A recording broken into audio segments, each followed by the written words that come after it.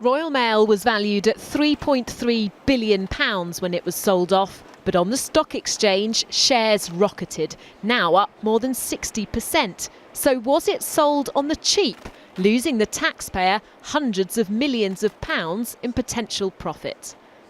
That's what these top bankers were called before MPs to explain.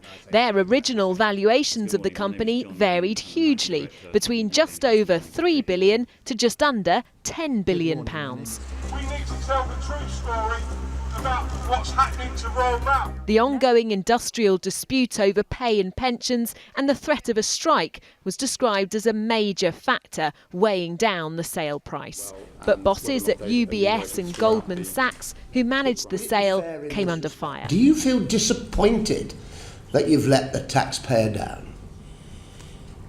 I feel that we executed the transaction well and in the interest of the taxpayer. Okay. All of the advice you gave turned out not to be helpful from the taxpayer's perspective. Somebody somewhere has misled the taxpayer and cost the taxpayer. Or did the Secretary of State decide for political reasons that he wanted to keep the price at that level in order that he had a successful sale?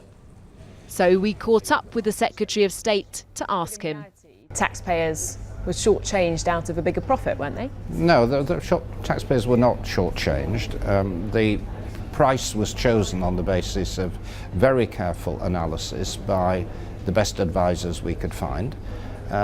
We now have the Royal Mail with owners who can go to the market to raise new capital, help it to invest and preserve the universal service which people have come to rely on. The markets are volatile. What goes up can come down, and all is not yet settled within Royal Mail. The threat of possible strike action is still looming. Rebecca Barry, 5 News.